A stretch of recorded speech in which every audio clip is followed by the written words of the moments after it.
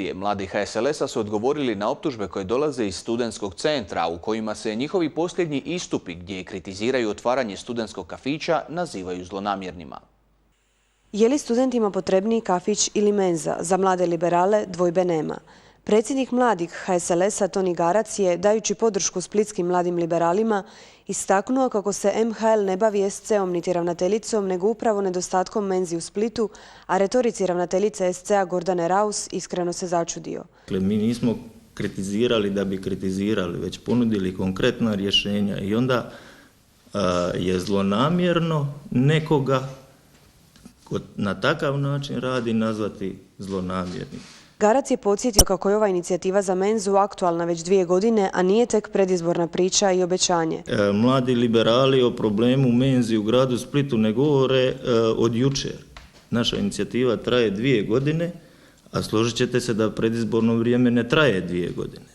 I druga stvar, za nas kao organizaciju mlade hrvatske liberale ne postoji taj termin u smislu rada kad je nešto predizborno. Mladi liberali ponudili su konkretno rješenje da se u dogovoru s gradom pronađe prostor u kojem bi se otvorila menza ili sukladno pravilnikom propisanoj proceduri omogući sklapanje ugovora o pružanju usluga studentske prehrane sa privatnim restoranima. Ako bi ministarstvo raspisalo natječaj, nama ne treba za menzu 10 milijuna kuna kako tvrdi gospođa Raus. Mi ćemo do menze doći za 0 kuna pa makar privremeno.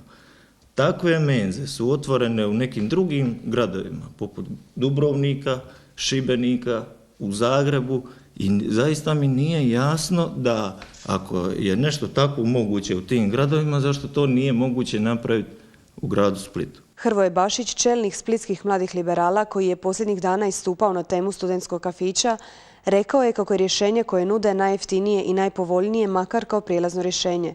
Dodao je i kako MHL nikad nije bio protiv kafića. MHL kao organizacija nikada nije bio protiv ovog spornog kafića, niti će ikada biti.